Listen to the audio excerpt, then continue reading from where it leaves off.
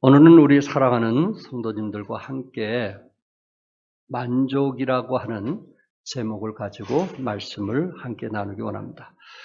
사람들이 살아가면서 자기 생활에 만족하며 살아가는 사람들이 참 많지 않을 것 같습니다.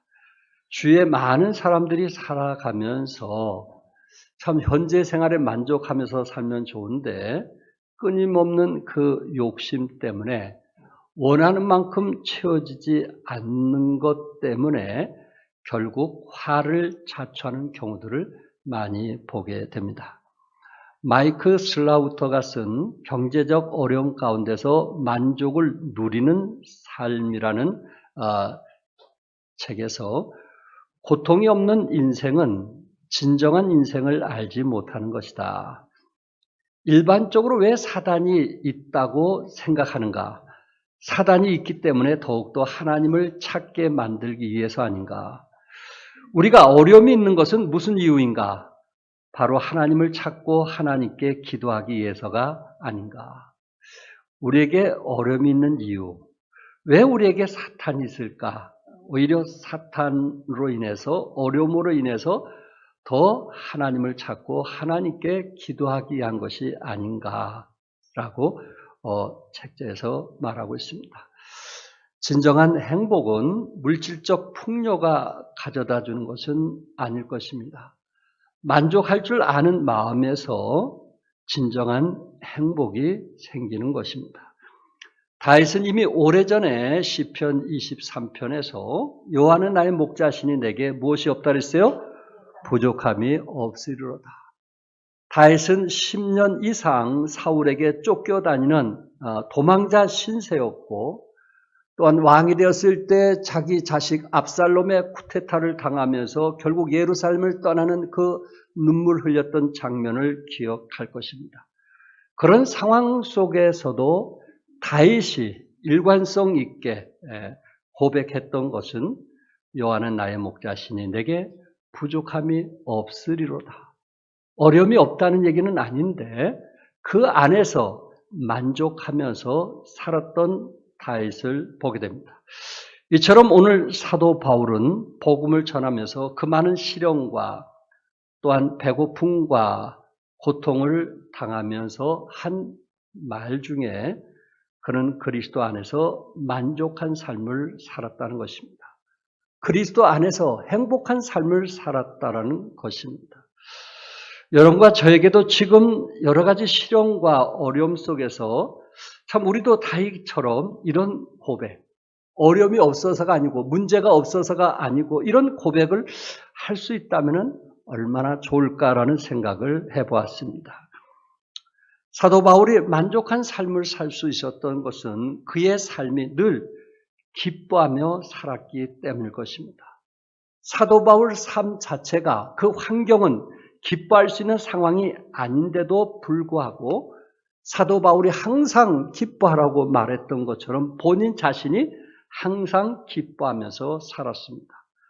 10절에 내가 주 안에서 크게 기뻐함은 너희가 나를 생각하던 것이 이제 다시 싹이 나미니 너희가 또한 이를 위하여 생각은 하였으나 기회가 없었느니라. 바울은 빌립보 성도들이 자신을 생각하여 보낸 그 선교 후원금에 대해서 감사를 하면서 너희가 나를 생각하던 것이 이제 다시 싹이 난다. 사도 바울은 빌립보 교회의 초창기 이제 선교사로서 그곳에 가서 개척을 했고 복음을 전했던 분이십니다. 이제 그곳에 가서 영혼들에게 복음을 전하고 이제 또 다른 곳에서 선교 일을 하게 되었을 때 빌립보 교회에서 보낸 그 물질을 통해서 감사하게 되었고 그 물질을 받으면서 전에 함께 개척하고 첫사랑이었던 그 사랑하는 성도들이 마음속에 새로 생각이 난다고 고백을 했습니다. 싹이 난다는 말은 동면한 식물이 새싹을 내고 새 생명을 드러낸다는 말입니다.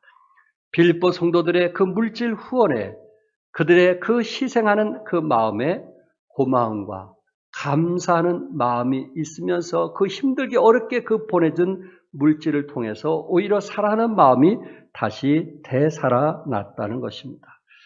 사도 바울이 빌립보 성도들이 이제 후원한 물질을 통해서 빌립보 성도들을 얼마나 사랑했을까, 또한 그 감동과 기쁨으로 눈물을 흘리며 감격하며 그 기뻐했던 그 표현을 우리는 고린도 교회 편지 쓴 것을 통해서 이제 사도 바울의 마음을 읽을 수가 있습니다. 고린도서 8장 1절과 2절의 형제들아, 하나님께서 마게도냐 교회들에게 주신 은혜를 우리가 너에게 알리노니 환난의 많은 시련 가운데 그들의 넘치는 기쁨과 극심한 가난이 그들의 풍성한 연보를 넘치도록 하게 하였느니라. 마게도냐 교회라고 했어요. 여러분 지도에 보시면은 마게도냐가 어느 위치냐면은 저기 터키에서 올라가면은 빌립보 교회거든요. 그러니까 터키 밑으로 내려오면은 예루살렘이고요. 그러니까 터키에서 예루살렘까지는 아시아 지역이고요. 이 터키에서 빌립보, 저기 동그라미 친 그 빌립보, 그 바다를 건너가면은 유럽이 되는 겁니다.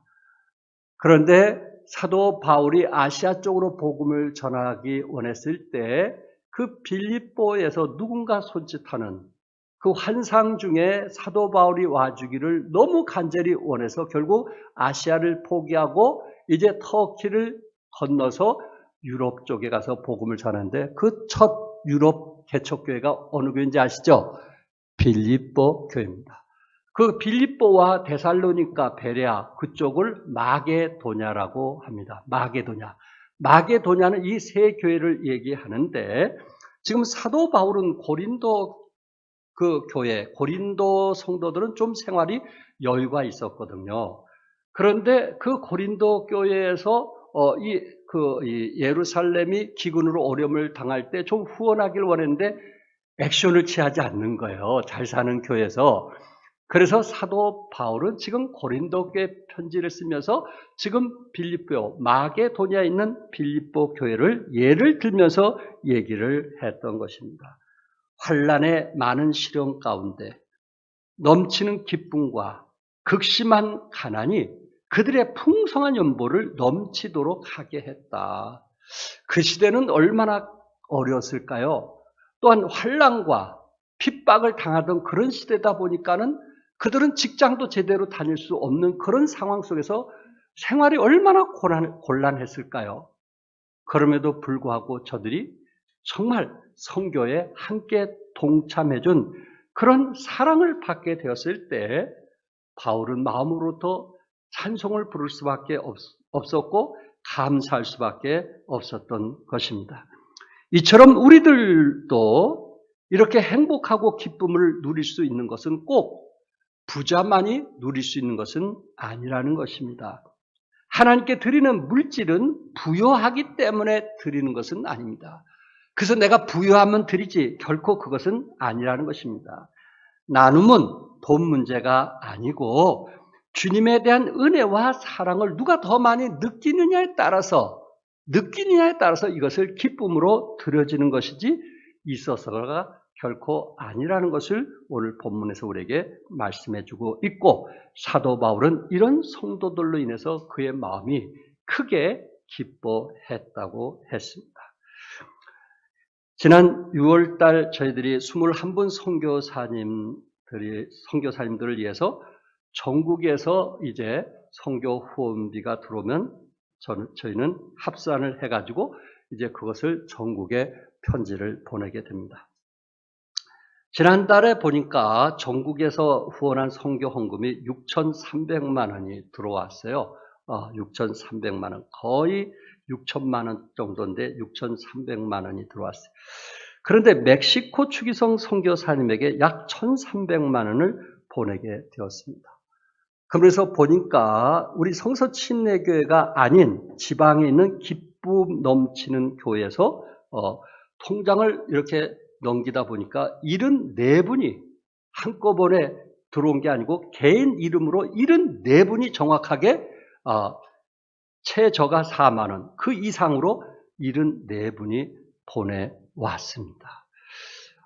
정말 지금 시기적으로 어려운 때에 한 교회에서 74분이 이렇게 추기성 선교사님을 위해서 보냈다는 것은 결코 쉬운 일은 아니었을 것이고, 또한 우리 추기성 선교사님이 물론 건물을 건축하기 위해서 그 교회 가서 말씀을 전하고 필요를 얘기했을 때 그분들이 기쁨으로 그것을 헌신을 했겠지만, 이 사실을 알게 되었을 때 선교사로서 얼마나 기뻤을까. 돈 문제가 아닌 그들이 마음을 같이 했다.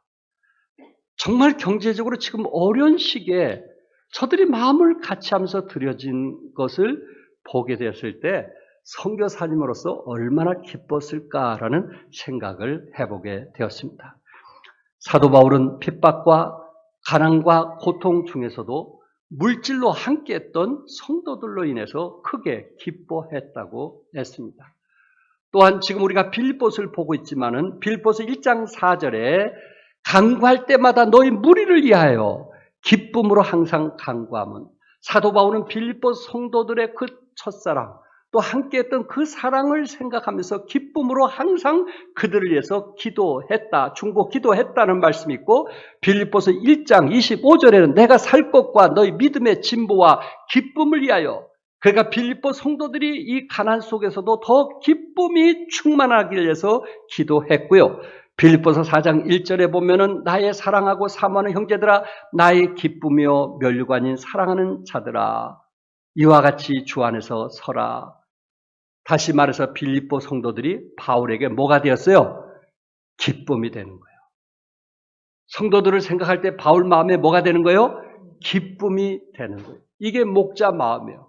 데살로니가전서 2장 20절에 너희는 우리의 영광이요 기쁨이나 뭐가 되었어요? 기쁨이 되었다고 했습니다. 바울의 기쁨이 되었다고 했습니다. 사도 바울은 부유해서 기뻐한 것이 아니고 그 사랑하는 그 성도들로 인해서 기뻐했다고 말씀하고 있습니다. 로마서 16장에서도 기뻐했던 일꾼들 33명을 소개하고 있습니다. 이들을 소개하면서 5절에 나의 사랑하는 에베네도라고 했고, 8절에 주 안에서 내 사랑하는 암불리아라고 했고, 9절에 나의 사랑하는 수다구, 그리고 12절에 주 안에서 많이 수고하고 사랑하는 버시에게 문안하노라고 하면서 사도 바울은 선교 사역을 하면서 그와 함께했던 사람을 늘 마음속에 그리면서 마음속에 품으면서 살아왔던 바울을 보게 됩니다. 그가 바울을 기쁘게 했던 것은 이제 장소는 떨어져 있을지라도 그곳에서 열심히 섬기고 주님을 사랑하는 그들을 보면서 바울은 기뻐했던 것입니다. 사랑하는 성도 여러분, 참 우리가 그리스도 안에 살아가면서 지금 생활에 얼마나 우리가 만족하며 살아가고 있습니까? 또한 그렇지 않으면 얼마나 불평하고 원망하며 살아가고 있습니까? 그러나 사도 바울은 그 고통과 어려움 속에서도 만족하며 기뻐하며 살았던 것은 그가 도왔던 사랑하는 믿음의 식구들이 가난과 핍박과 고난 속에서도 정말 기꺼이 물질을 후원하면서 함께 사역에 동참했던 저들의 마음을 보고 기뻐했던 것입니다. 맥사인 슈널이 쓴 만족이란 책에 그는 작가요 방송인이며 상담자로 유명한 사람입니다. 그러면서 이런 얘기를 했습니다. 때때로 우리는 쓸데없는 고민에 스스로를 매몰시키기도 한다. 부정적인 생각, 허무지, 자기 연민이 불안과 무기력과 같은 고통스러운 감정을 자극하고 부정적인 에너지를 끌어들여 문제를 더욱 악화시키는 것이다. 부정적인 에너지를 끌어들여 문제를 더욱 악화시키는 분이 있고요. 그러나 이와 반대로 자신의 능력에 대한 긍정적인 생각은 곧바로 긍정적인 에너지를 끌어들여서 위기에서 벗어나게 해준다. 긍정적인 에너지를 끌어들일 것인가, 부정적인 에너지를 끌어들일 것인가. 우리가 정말 그 어떤 같은 환경 속에서도 어떤 사람은 긍정적인 에너지를 끌어들이는 사람이 있고 어느 사람은 부정적인 에너지를 끌어들이는 사람도 있다는 것입니다. 이 책자 속에서 한 예를 들고 있습니다. 조인이라고는 한 여인이 그의 남편이 보트 사고로 세상을 떠나게 되었습니다. 마음 아픈 일이죠. 그런데 두 자녀를 돌본다는 것이 결코 쉬운 일은 아닐 것입니다. 남편을 잃은 지 3년 만에 이 여인은 또한 이암 판정을 받게 되었습니다. 오직하면 그 책자에서 저주받는다는 느낌이 들기 시작했어요. 암 환자의 몸으로 어떻게 일을 계속하고 아이들을 돌볼지 막막하기만 했습니다. 그런데 이분이 병원에서 이제 이암 치료를 받다가 이암에 관한 책자를 뒤적이던 중 마음을 끄는 문장을 발견했습니다. 암을 이긴 생존자도 암 진단을 받은 사람이다. 암 진단을 받은 사람이 암을 이겼다. 그 말에 눈이 확 뜨기 시작을 했습니다. 그 순간 암에 대해서 새로운 눈으로 보게 되었다고 합니다. 나는 더 이상 암의 희생자가 아니다. 암을 이겨낼 수 있다라는 자신감을 갖게 되었다는 것입니다. 죄는 홀로서 두 아이를 키워야 되는 어머니지만 내 몸에 일어났던 일을 통제할 수는 없지만은 병에 대한 나의 반응, 내 마음의 상태는 통제할 수 있다. 환경은 내가 통제할 수 없지만은 그것에 대한 내 반응은 얼마든지 내가 통제할 수 있다라고 하는 확신을 갖게 되었습니다. 그 후에 그의 삶에는 변함이 있었고, 그리고 건강했을 때 기쁨을 느꼈던 작은 일들에 대해서 감사하기 시작했고, 사소하게 여겼던 아이들의 미소, 또한 아이들과 어떤 공원에 함께 갔던 그 즐거웠던 것, 또한 친구들과 서로 간에 나눔을 가졌던 것을 기억하면서 이제 즐거운 시간을 하루하루 보내게 되었다고 합니다. 그러다가 광고 회사를 그만두고 보건소에 취직해서 사람들의 생명을 구할 수 있는 정보를 보급하는 일을 하게 되었습니다. 그 후 암 진단을 받은 6년 만에 건강이 회복되어서 이렇게 글을 썼어요. 나에게 암은 선물이었어요. 지금은 그 어느 때보다도 활기차게 삽니다. 이제는 그냥 사는 게 아니라 삶을 사랑하며 살고 있어요. 아침에는 눈을 뜰 때마다 주님 안에서 기뻐하면서 감사하며 살고 있습니다. 사랑하는 성도 여러분, 암은 무엇이었어요? 선물이었어요. 오히려 암 때문에 더 활기차게 살았다고 했습니다. 두 번째는 자족하며 살 때 만족한 삶을 산다고 했어요. 11절에 내가 궁핍함으로 말하는 것이 아니라 어떤 형편에든지 나는 자족하기를 배웠느니. 사도 바울은 뭘 배웠다 그랬어요? 자족하기를 배웠다고 그랬어요. 사도 바울은 끊임없이 자족함을 배웠다고 성경은 말씀했고요. 12절에 나는 비천에 처할 줄도 알고 풍부에 처할 줄도 알아 모든 일 곧 배부름과 배고픔과 풍부와 궁핍에도 처할 줄 아는 일체의 비결을 배웠노라. 때로 부유하다가 가난할 수도 있고 가난하다가 부유할 수도 있어요. 가난하다가 부유할 때 교만하지 않기를 바라고 부유하다가 가난하다고 좌절하지 않기를 바랍니다. 우리는 그리스도 안에서 이제 그리스도 안에 살아가면서 우리가 어떤 상황이든지 이 절제할 수 있는 것을 배워가는 바울이 되었을 때 그 안에서 만족하면서 기뻐할 수 있다는 것입니다. 바울은 여러 번 옥에 갇혔어요. 채찍에 맞기도 하고 돌에 맞기도 하고 배가 난파당하기도 하고 배고픔과 목마름을 너무나 잘 알고 있는 사람입니다. 그러나 하나님께서 그때마다 모든 피로를 채워주셨다는 그 사실 때문에 바울은 풍족하고 즐거움으로 살았던 것입니다. 혹시 여러분 가운데 집 때문에 또한 차 때문에 또한 이제 입고 싶은 옷 때문에 또한 진급 때문에 또한 자녀들 학교 문제 때문에 직장 때문에 염려하고 갈등하고 좌절하며 혹시 힘들어하지 않나요? 그리스도 안에서 자족을 배우면 만족한 삶을 살게 될 것입니다. 사도 바울처럼 내가 자족하기를 뭐 했다고요? 배웠다고 했어요. 우리는 끊임없이 뭘 배워야 되겠어요? 자족함을 배우면서 살아가는 거예요. 그리스도인은 절제하면서 살아가는 것을 배워야 되는 거예요. 이 절제라는 단어는 원래 크라토스라는 단어로부터 나온 말인데 우리가 가진 모든 종류의 욕망을 훈련을 목적으로 자제한다는 것입니다. 모든 종류의 욕망을 어떤 훈련을 통해서 자제한다는 것입니다. 영어로는 셀프 컨트롤이라고 말하고 있는데 우리의 마음을 잘 컨트롤할 수 있는 것을 말하고 있습니다. 여러분이 잘 아시는 대로 갈라디아서 5장 22절과 23절에 보면은 9가지 열매 중에 제일 마지막 나온 것이 뭐냐면은 뭐예요? 절제요, 절제. 이 같은 것을 금지할 법이 없느니라. 성령께서는 여러분에게 자제하는 마음, 절제하는 마음을 주시는 거예요. 우리 안에 성령이 충만하면 뭐 하는 마음을 갖게 돼요? 자제하는 마음을 갖게 돼요. 절제하는 마음을 갖게 돼요. 그러면서 만족하면서 살아가게 되는 것입니다. 그렇다면 그리스도인들 가운데 이 절제 훈련을 배우기 위해서 우리가 우리 마음속에 열망해야 될 일이 무엇일까요? 우리 마음속에 거룩한 소원이 무엇이냐에 따라서 우리는 세상을 절제할 수도 있고 그렇지 못할 수도 있다는 것입니다. 첫 번째 절제를 위하여 부르심에 대한 열망이 있어야 한다는 거예요. 부르심에 대한 뭐요? 열망. 하나님이 나를 부르셨다는 거, 이 세상에서 나를 부르신 것이 아니고 그리스도 안에서 부르셨다는 사실.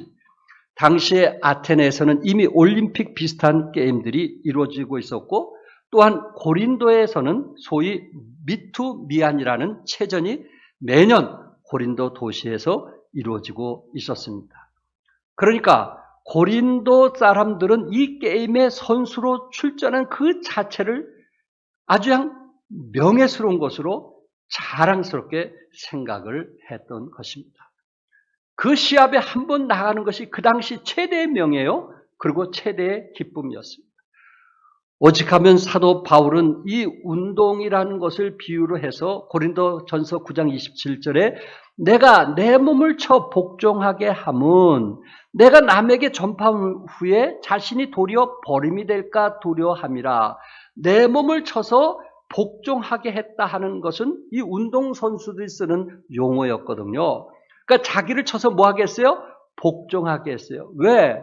이 운동 시합에 나가는 것이 최고의 명예였거든요. 그 명예를 얻기 위해서는 자기를 철저히 절제하는 거예요. 세상을 사랑하지 않고 세상의 향락을 즐기지 아니하고 어쨌든 하나님이 기뻐하시는 그 일을 통해서 그 명예스러운 일을 이루고 싶었던 것입니다. 바울은 부르심을 받은 자로서 끝까지 쓰임받기를 원했어요. 그래서 자신이 도리어 버림을 당할까 두려워함이라. 그 당시 고린도 도시에는 이렇게 시합에 나가는 것이 명예스러운 일인데 그 명예스러운 일에서 버림을 당할까 다들 두려워했다는 것을 바울은 비유로 해서 영적으로 말씀하고 있습니다. 콜네디라고 하는 사람이 시험 삼아 카나리아 새장에 참새알을 넣었다고 합니다. 카나리아는 그 참새알을 품에 부화시키고 태어나면서부터 훌륭하게 어미의 역할을 했습니다. 매일같이 작은 새끼 참새는 카나리아의 노랫소리를 들으며 지나는 동안 그 참새가 자란 후에 카나리아와 같은 소리로 노래할 수 있게 된 것을 콜레디라는 사람은 보게 되었습니다. 그러면서 이 어미 카나리아와 참새의 지저귀는 그 소리를 거의 분간해내기가 어렵다고 보고를 했습니다. 어떻습니까? 참새가 자라면서 카나리아의 그 목소리를 내듯이 여러분과 저도 그리스도를 담고자 할 때, 그리스도 안에 살 때 우리는 절제하는, 자제하는 힘을 갖게 될 것입니다. 그래서 끝까지 하나님 앞에 쓰임받게 될 것입니다. 두 번째, 절제를 위해서 목표 있는 삶을 열망해야 됩니다. 고린도전서 9장 24절에 운동장에서 다름하는 자들이 다 달릴지라도 다름하는 자들은 모두 다 골 라인을 향해서 달려갑니다. 저들에게 뭐가 있어요? 목표 지점이 있어요. 그것을 향해서 달려가니까 뭐 하게 되냐면은 절제하게 되는 거예요. 목표가 없으면은 절제할 수가 없어요. 사랑하는 성도 여러분, 여러분과 저는 위에 부르심의 목표가 있음을 기억하시고 이 땅을 위해서 살지 말고 하늘나라를 위해서 살아가는 하나님의 백성들이 될 수 있기를 바랍니다. 하늘나라를 바라보게 될 때 세상 것에 대해서 우리는 절제하게 돼요. 세상 것에 대해서 내려놓게 돼요. 세상 것에 대해서 포기하게 됩니다. 왜? 우리는 이 땅에 영광을 얻기 위한 것이 아니고 짧은 인생이지만 하늘나라에 소망이 있기 때문에 그렇습니다. 미국 린던 B 존슨 대통령께서 늘 이분은 먹는 것을 좋아하셨다고 합니다. 탐식을 좋아하셨다. 여러분이 보신 대로 저렇게 건강한 체구를 갖고 계십니다. 그런데 그 아내가 밤마다 좀 먹지 말라고 그렇게 얘기해도 안 들으니까 나중에 충격요법을 썼다고 합니다. 여보, 자신을 다스리지 못하는 사람이 어떻게 나라를 다스립니까? 자신을 다스리지 못한 사람이 어떻게 미국의 대통령으로서 나라를 다스릴 수 있습니까? 이 말에 굉장히 충격을 받았다고 합니다. 그래서 영부인과 이제 1년 동안 20파운드를 줄이기로 했는데 1년이 지난 후에 23파운드, 약 10kg을 줄였다고 합니다. 뭐가 있으니까 절제했어요? 뭐가 있으니까? 목표가 있으니까 절제하는 거예요. 이 탐식하는 사람들, 이분들은 어디 가든지 좋은 음식을 찾아가면서 드시는 분이거든요. 참 이거 절제한다는 게 결코 쉬운 일이 아닙니다. 그런데 역시 아내는 지혜로운 사람이었어요. 그에게 충격을 주었고 나라를 다스릴 수 있는 위대한 일을 하게 했던 것입니다. 사랑하는 성도 여러분, 우리가 이 세상 살아가면서 절제하지 못한데 어떻게 하나님 나라 가서 면류관을 받을 수 있겠어요? 이 세상 유혹 하나 이기지 못하고 어떻게 천국에 가서 영생 복락 누릴 욕심을 가질 수 있겠느냐 하는 말입니다. 우리 삶에 분명한 목표가 있다면 우리는 뭐 하는 삶을 살 수 있어요? 절제하는 삶을 살수 있어요. 우리는 위의 부르심을 위해서 달려가고 있는가? 땅의 부르심을 향해서 달려가고 있는가? 우리는 하늘의 소망을 두고 살아갈 수 있기를 바랍니다. 세 번째, 절제를 위해서 상급을 열망해야 됩니다. 이 두미한 게임의 승자에게 주는 최대 명예는 월계수, 이제 면류관입니다. 월계수, 여러분이 잘 아신 대로 잎사귀 아니에요? 월계수 잎사귀. 그러나 얼마 안 가서 시들어 버릴 것을 위해서 그들은 절제했던 것입니다. 세상에 시들어 버리는, 한낱 없어지고 마는 그것을 위해서 저들은 절제해서 운동해서 1등을 원했던 것입니다. 사도 바울은 그것을 비유하면서 고린도서 9장 25절에 이기기를 다투는 자마다 모든 일에 절제하나니 그들은 썩을 승리자의 관을 얻고자 하되 우리는 무엇을 얻고자 하노라? 썩지 아니할 것을 얻고자 하노라. 아멘. 우리가 절제하는 이유, 그것은 우리는 썩지 아니할 면류관을 위한 것이기 때문에 우리 삶에서 절제하게 되고 그 절제하는 삶이 될 때 우리는 그리스도 안에서 만족하고 행복한 삶을 살 수 있다는 말씀입니다. 우리가 기대하고 있는 면류관, 영광의 면류관, 생명의 면류관, 의의 면류관, 자랑의 면류관, 썩지 않을 면류관이 우리에게 있음을 알고 우리는 하늘의 소망을 갖고 살아가는 사람들입니다. 그러므로 사랑하는 성도 여러분, 그리스도 안에서 세상의 유혹과 욕심을 자제합시다. 아멘. 절제합시다. 이런 것으로 인해서 우리의 믿음이 더디되는, 우리의 주님께 헌신하는 것이 더디는 이런 신앙이 되지 아니할 수 있기를 바랍니다. 절제하지 아니하면 결국 우리는 하늘의 시민권으로서 그 권력을 얻을 수가 없을 것입니다. 세 번째, 주님을 의지할 때 만족한 삶을 사는 것입니다. 13절에 내게 능력 주시는 자 안에서 내가 모든 것을 뭐 할 수 있느니라? 할 수 있느니라. 이것이 문자적인 의미에서는 내가 계속 강하다는 뜻입니다. 능력 주시는 자 안에서 나는 계속 강한 자로서 살게 된다는 것입니다. 내 삶이 경제적으로 아무리 어렵고 힘들어도 능력 주시는 하나님을 의지할 때 만족한 삶을 살 수 있다라는 말씀입니다. 우리가 그리스도 안에 살면서 물질의 양에서 만족이 오는 것이 아닙니다. 우리가 가진 것 때문에 우리가 만족하는 그런 삶이 결코 아니라는 것입니다. 지구상에서 행복지수가 높은 나라는 호주 옆에 작은 섬나라인 비누아투이며 푸에르토리코, 콜롬비아, 나이지리아의 가난한 사람들이 오히려 미국이나 대한민국보다 더욱더 행복지수가 높다고 합니다.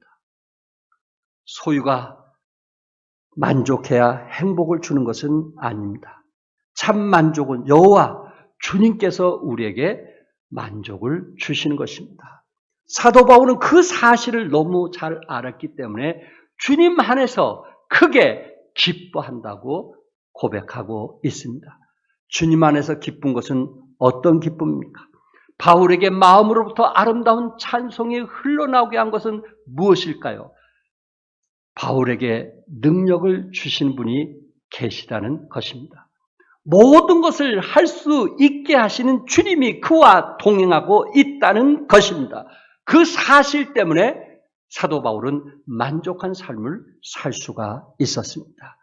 사랑하는 성도 여러분, 내게 능력 주신 자 안에서 내가 모든 것을 할 수 있느니라 너무나 잘 아는 말씀 아닌가요?